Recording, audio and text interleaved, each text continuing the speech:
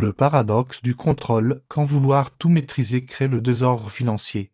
Nous vivons en une époque où tout semble devoir être mesuré, optimisé, anticipé. Nos montres comptent nos pas. Nos applications calculent nos calories. Et nos banques nous envoient des alertes à la moindre dépense, en apparence. Ce contrôle permanent devrait nous rassurer.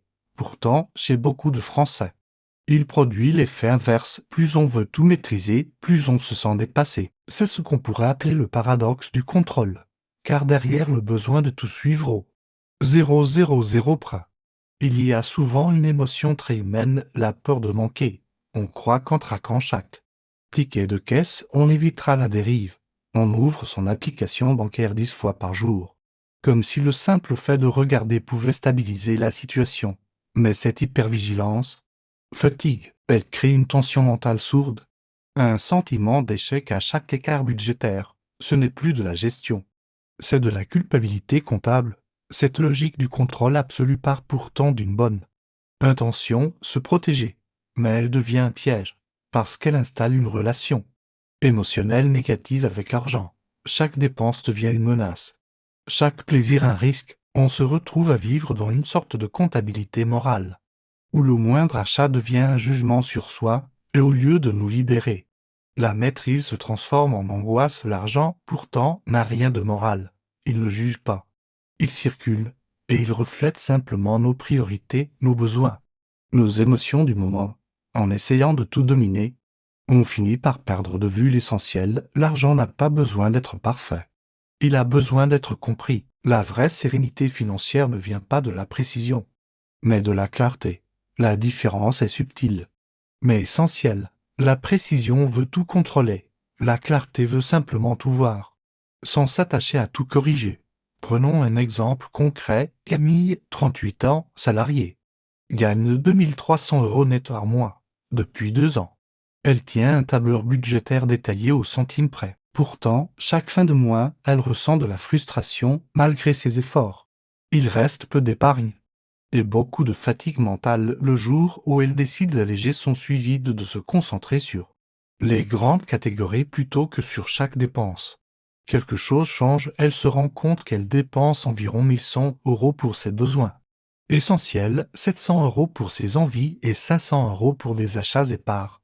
Rien d'anormal. Ce simple changement de perspective l'apaise. Elle ne cherche plus la perfection, mais la cohérence. Ce relâchement n'est pas du laisser-aller, c'est un contrôle intelligent, fondé sur la confiance plutôt que sur la peur. Accepter une marge d'imperfection, c'est reconnaître que la vie bouge, que les dépenses varient, et que notre rôle n'est pas d'empêcher le mouvement, mais de l'accompagner avec lucidité. Le plus grand pas vers la sérénité financière, c'est souvent de dire « je n'ai pas besoin de tout savoir, j'ai besoin de comprendre l'essentiel ».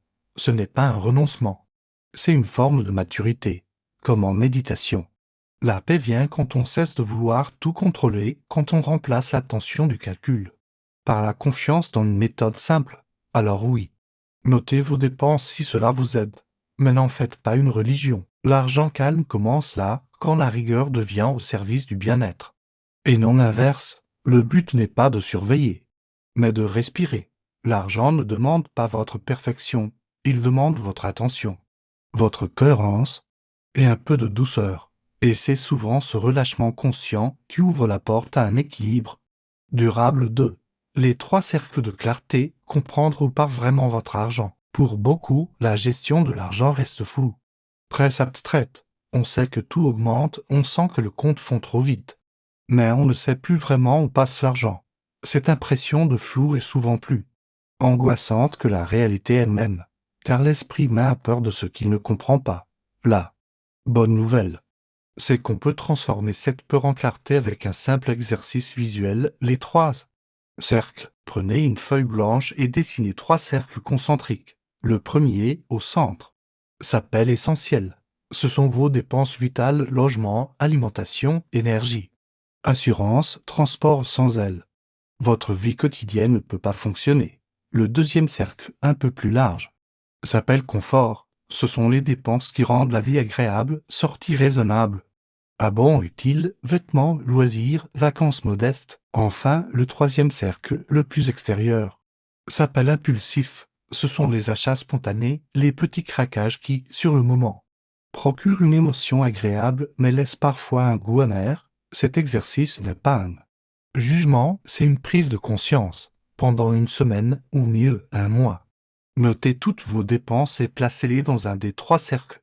Au début, cela semble fastidieux, mais très vite, une image se dessine. Vous réalisez que votre argent ne disparaît pas, il se disperse. Par exemple, sur 2000 € de revenus, vous pourriez constater 1200 € pour l'essentiel, 600 € pour le confort et 200 € pour l'impulsif. Rien d'anormal. Le simple fait de le visualiser apaise. La magie de cet outil, c'est qu'il remet le sens au centre. Vous ne vous demandez plus seulement combien vous dépensez, mais pourquoi, et cette question change tout. Elle transforme la gestion de l'argent en un acte de lucidité, pas en une corvée. Certains découvrent que leur impulsif cache un besoin non exprimé, fatigue, ennui, envie de réconfort. D'autres réalisent que leur essentiel est surchargé de dépenses non vitales, comme des abans oubliés ou des services doublons. Ce moment de lucidité est libérateur. Petit à petit, vous ajustez sans forcer. Le cercle impulsif se réduit naturellement, non pas parce que vous vous privez, mais parce que vous comprenez. Vous n'avez plus besoin de résister à la dépense. Elle perd simplement son pouvoir émotionnel, et dans le même mouvement, le cercle du confort devient plus conscient. Vous choisissez vos plaisirs avec plus de présence. Vous en profitez mieux, car ils sont alignés avec vos valeurs. Prenons un exemple simple. Marc, 42 ans, dépensait environ 400 € par mois en repas à l'extérieur, souvent par fatigue ou par habitude. En réalisant que cela appartenait à son cercle impulsif, il a décidé de réduire à 200 €, en transférant les 200 € restants vers une enveloppe confort, un week-end par trimestre. Résultat, moins de culpabilité, plus de plaisir, plus de sens. Ce n'est pas de la privation, c'est un réalignement. L'objectif n'est pas d'atteindre un ratio parfait, il n'existe pas, mais d'apprendre à voir clairement sans se juger. La clarté est une lumière douce, pas un projecteur accusateur. Elle révèle. Elle n'écrase pas, vous n'avez pas besoin de tout noter pour toujours. Quelques semaines de pratique suffisent pour comprendre votre fonctionnement. Ensuite, vous gardez simplement le réflexe mental des 3 cercles comme une carte intérieure. Et c'est là que naît l'apaisement, quand votre argent n'est plus un ennemi à surveiller, mais un messager à écouter, car l'argent ne fait que traduire vos choix. Plus vous les regardez avec bienveillance, plus vous reprenez le contrôle. Ce n'est pas en serrant les poings que l'on maîtrise son buet, mais en ouvrant les yeux avec douceur. La sérénité financière ne commence pas dans les chiffres, mais dans la compréhension du sens derrière ces chiffres, et les 3 cercles sont une porte d'entrée simple vers cette clarté, un outil visuel, humain, concret. Essayez-le cette semaine, sans pression. Simplement pour voir. Vous verrez, la clarté apaise toujours plus que la contrainte. Ce contenu est un but éducatif et ne constitue pas un conseil financier. 3. Le silence intérieur avant chaque dépense. Retrouvez la paix avant d'agir. L'argent n'est pas seulement une question de chiffres. C'est avant tout une relation émotionnelle. Nous dépensons rarement parce que nous avons besoin, nous dépensons souvent parce que nous ressentons fatigue, stress, ennui, joie, solitude. Chaque émotion trouve un chemin vers la carte bancaire. Et c'est là que naît la confusion. Nous croyons acheter un objet, mais nous cherchons en réalité une sensation. Cette mécanique invisible explique pourquoi tant de buts dérivent sans raison apparente. Ce n'est pas un manque de volonté, c'est un manque de silence avant chaque dépense. Il existe un moment fragile, presque imperceptible, celui où le geste n'est pas encore fait, mais déjà décidé dans notre tête. Ce petit espace, souvent d'à peine 10 secondes, est la clé. Si vous apprenez à le rallonger, ne serait-ce que de quelques respirations, vous reprenez le contrôle. C'est ce que j'appelle le silence intérieur. 10 secondes pour vous reconnecter à ce que vous ressentez avant de cliquer, de sortir la carte ou de valider un achat en ligne. 10 secondes pour que la raison et l'émotion se reparlent. Pendant ce court moment, posez-vous 3 questions simples. 1. Est-ce que j'en ai vraiment besoin? Ou est-ce que je cherche à me réconforter? 2. Cet achat correspond-il à la personne que je veux devenir? 3. Vais-je encore en avoir envie demain matin? Ne cherchez pas la bonne réponse, cherchez la sincérité. Parfois, la réponse est oui. Et c'est très bien. Vous vous offrez un plaisir conscient. Mais parfois, Ce silence révèle autre chose, une fatigue, un vide, un besoin de pause. Et dans ces moments-là, ne rien acheter devient un acte de soin. Vous n'avez rien perdu. Vous avez gagné une décision juste. Ce rituel de 10 secondes n'a rien d'anodin. Il crée une forme d'hygiène mentale petit à petit. Votre rapport à l'argent change. Vous n'agissez plus dans la précipitation, mais dans la présence. Vous remplacez la pulsion par la conscience. Ce n'est pas une méthode de restriction, mais de reconnexion. Et cette reconnexion a des effets bien réels, moins de regrets, plus de cohérence, une plus grande confiance en soi. Car la vérité, c'est que beaucoup de nos tensions financières ne viennent pas d'un manque d'argent, mais d'un excès de bruit intérieur. On achète pour se calmer, pour s'occuper, pour compenser un déséquilibre. Ce bruit émotionnel brouille nos décisions. Le silence, lui, remet les choses à leur place. Il n'éteint pas le désir. Il le rend plus lisible. Et c'est en comprenant nos désirs qu'on dépense mieux. Prenons un exemple concret. Sophie, 35 ans, a pris l'habitude de faire une pause de 10 secondes avant chaque achat en ligne. Au début, elle se sentait ridicule. Puis elle a constaté qu'en un mois, elle avait annulé ou reporté près de 30% de ses achats impulsifs. Elle n'a rien perdu, elle a juste choisi avec plus de clarté. Résultat, un but est plus léger, mais surtout, un sentiment de calme. Elle ne subit plus ses décisions, elle les habite. Cette micro-habitude agit comme un muscle. Plus on la pratique, plus elle devient naturelle. Et surtout, elle s'étend à d'autres domaines. On réfléchit avant d'accepter un abonnement, avant d'emprunter, avant d'engager une dépense importante. Ce petit espace de silence devient une grande porte vers la liberté intérieure, dans un monde qui pousse à l'achat instantané. Retrouver la lenteur est un acte de résistance douce. Ce n'est pas refuser la consommation, c'est la réconcilier avec la conscience. L'argent ne doit plus être une réponse automatique, mais un dialogue calme entre vos besoins et vos valeurs. Et c'est ce dialogue, humble et constant, qui crée la sérénité. Car au fond, ce que nous cherchons tous à travers l'argent, ce n'est pas le pouvoir d'acheter, mais la paix d'esprit. Et cette paix commence souvent là, dans 10 secondes de silence. Ce contenu est à but éducatif et ne constitue pas un conseil financier. 4. La méthode 3 coulons clarté. Calme, cohérence quand on parle de reprendre le contrôle de ses finances. La plupart des gens pensent à gagner plus ou dépenser moins. Mais avant de changer les chiffres, il faut changer la structure sans cadre. Même une augmentation de revenus finit par se dissoudre dans le quotidien. C'est pour cela que j'aime proposer une méthode simple, humaine et réaliste, la méthode 3C clarté, calme, cohérence, 3 étapes, 3 attitudes. 3 piliers d'un rapport sain à l'argent.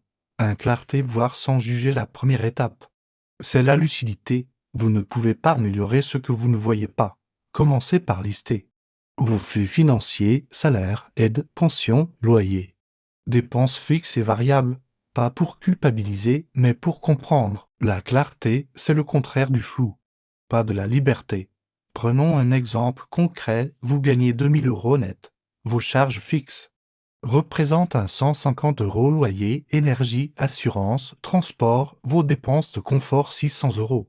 Il vous reste 250 €. Ces chiffres ne disent pas si vous réussissez ou non. Ils disent où vous en êtes, et déjà, vous respirez mieux. Car vous voyez enfin le terrain, la clarté, c'est aussi savoir où vous voulez aller. Fixez une intention simple, je veux que mon but reflète mes priorités. Si votre priorité, c'est la sécurité, renforcez votre épargne. Si c'est la liberté, réduisez vos dettes. Ce n'est pas une question de morale, mais d'alignement. Vous ne pouvez pas suivre la voie de quelqu'un d'autre, votre clarté doit être personnelle. 2 calories me crée un rythme de confiance. Le deuxième C, c'est le calme. Beaucoup de gens gèrent leurs finances dans la panique, vérification quotidienne du compte, peur des imprévus, tension à chaque paiement. Pourtant, la stabilité financière se construit dans la régularité, pas dans la surveillance. Choisissez un moment fixe chaque mois, le premier dimanche. Par exemple, pour faire votre rendez-vous financier, prenez un café, ouvrez vos comptes. Regardez vos dépenses, ajustez, pas plus d'1 heure, puis refermez tout jusqu'au mois suivant. Ce rituel, répété avec douceur, change tout. Il transforme la gestion en moment de recentrage. Un peu comme on médite sur sa respiration, ce n'est plus une corvée. C'est un acte de soin. Et surtout, Il apprend à votre esprit que les finances ne sont pas une urgence permanente, mais un flux que vous pouvez observer. L'argent n'aime pas la panique. Il circule mieux quand on le regarde avec calme. Un exemple, Julie, 40 ans, cadre dans l'administration, vivait dans le stress permanent de fin de mois difficiles. Elle consultait ses comptes 3 fois par jour, depuis qu'elle s'impose ce rituel mensuel. Elle ne regarde plus qu'une fois par semaine et pourtant son but s'est stabilisé. Pourquoi? Parce qu'elle agit désormais avec intention, non par réflexe. Le calme est un outil de lucidité. 3. Cohérence, aligner l'argent et les valeurs enfin. Vient le troisième C, la cohérence. C'est la clé invisible de la sérénité. Il ne sert à rien d'avoir un but équilibré si vos dépenses ne reflètent pas la vie que vous voulez. La cohérence, c'est ce moment où vous regardez vos sorties d'argent et vous demandez « est-ce que cela correspond encore à mes valeurs ?» Si vous dépensez beaucoup pour impressionner, pour combler un vide ou suivre la mode, vous nourrissez un désalignement, et ce désalignement coûte plus cher que n'importe quelle facture. La cohérence ne veut pas dire austérité, elle veut dire fidélité à soi. Peut-être que pour vous, voyager est essentiel et posséder n'a pas d'importance. Peut-être que vous préférez investir dans la culture ou l'éducation de vos enfants plutôt que dans des biens matériels. L'important, c'est que chaque euro soit un reflet de vos priorités, pas une réaction à la peur ou au regard des autres. Avec le temps, la méthode 3C devient une boussole intérieure. Elle remplace la pression par la structure, l'agitation par la cohérence. Vous n'avez plus besoin de tout contrôler, parce que vous savez que chaque euro a une direction juste. Ce n'est pas une méthode magique, c'est une méthode réaliste adaptée à la vie d'autrui, où le pouvoir d'achat se construit plus dans la clarté que dans la performance. L'argent calme, c'est cela, la certitude tranquille que votre argent travaille avec vous, pas contre vous. Aux 3 mots simples: clarté, calme, cohérence, mais une transformation profonde. Ce contenu est à but éducatif et ne constitue pas un conseil financier. 5. L'argent apprivoisé, du stress à la sérénité durable. Imaginez que votre argent soit un animal sauvage. Il réagit à vos émotions, il ressent vos peurs, il s'échappe si vous le poursuivez trop fort. Plus vous essayez de le contraindre, plus il se dérobe. Mais si vous vous montrez calme, régulier, patient, il revient, doucement, presque naturellement. Cette image n'est pas qu'une métaphore poétique, elle traduit la réalité psychologique de notre rapport à l'argent, car l'argent, avant d'être un outil économique, est un miroir émotionnel. Il reflète notre manière de nous percevoir, nos sécurités, nos doutes, nos limites. Pendant longtemps, on nous a appris à voir l'argent comme un combat. Il faut se battre pour en gagner. Le protéger, le défendre. Cette approche guerrière crée du stress, de la peur, et souvent de la fuite, car plus on gère dans la tension, plus on attire le désordre. L'argent ne disparaît pas parce qu'on le dépense mal, mais parce qu'on le vit dans la peur. Apprivoiser son argent, c'est donc changer de posture, passer de la méfiance à la relation, de la lutte à la confiance. Concrètement, cela veut dire le regarder autrement. Au lieu de vérifier son compte avec appréhension, on le consulte avec curiosité. Au lieu de paniquer face à une dépense imprévue, on cherche à comprendre ce qu'elle révèle, un besoin de sécurité, de confort ou d'affirmation, et peu à peu, ce dialogue intérieur devient une habitude. Vous n'êtes plus dominé par vos finances, vous les accompagnez, vous ne subissez plus, vous observez, vous passez du réflexe à la conscience. Quand cette relation s'apaise, des signes concrets apparaissent. Vous ne vérifiez plus votre compte bancaire chaque matin, vous planifiez vos paiements sans anxiété, vous n'avez plus peur de regarder vos relevés, car ils ne sont plus un verdict, mais un outil. Vous ressentez une forme de tranquillité, même si tout n'est pas parfait. Tout est à sa place. Vous commencez à dire non à un achat émotionnel sans ressentir de privation. Vous sentez que vos décisions financières deviennent le reflet de votre stabilité intérieure. Ces signes ne sont pas anodins. Ils marquent la transition entre la survie financière et la maturité financière. Là-haut avant, chaque dépense était une réaction. Elle devient désormais un choix. Là où l'argent dictait vos humeurs, il devient un partenaire discret. Vous n'êtes plus dans la peur de manquer, mais dans la gratitude de gérer avec lucidité. Et cette sérénité ne vient pas de la somme sur le compte, mais de la paix dans l'esprit. Apprivoiser son argent, c'est aussi accepter son rythme. Certains mois seront légers, d'autres plus tendus. Cela fait partie du cycle de la vie. Le calme ne vient pas d'une ligne droite, mais de la capacité à accueillir les variations sans panique. L'important n'est pas de ne jamais avoir d'imprévu, mais de savoir que vous avez les outils pour y faire face. Cette confiance patiemment construite vaut plus qu'un rendement. Et puis il y a une dimension plus douce, presque spirituelle. Dans cette relation apaisée, l'argent n'est plus un objectif, mais un compagnon de route. Vous cessez de courir après lui pour vous concentrer sur ce qu'il rend possible: la liberté, la sécurité, le temps. Il devient un langage. Chaque euro dépensé raconte une valeur. Chaque euro épargné construit un futur. L'argent calme n'est pas silencieux. Il parle juste autrement, avec respect, avec sens. À ce stade, vous n'êtes plus seulement un gestionnaire. Vous êtes un gardien de votre équilibre. Vous savez que la richesse ne se mesure pas uniquement en euros, mais en paix d'esprit, en cohérence, en autonomie. Vous n'êtes plus dans la performance, mais dans la présence. Vous savez que le vrai but de l'éducation financière n'est pas d'accumuler, mais de vivre en accord avec soi-même. Et c'est cela, au fond, la promesse de l'argent calme: une stabilité intérieure qui ne dépend plus du marché, mais de votre relation à vous-même.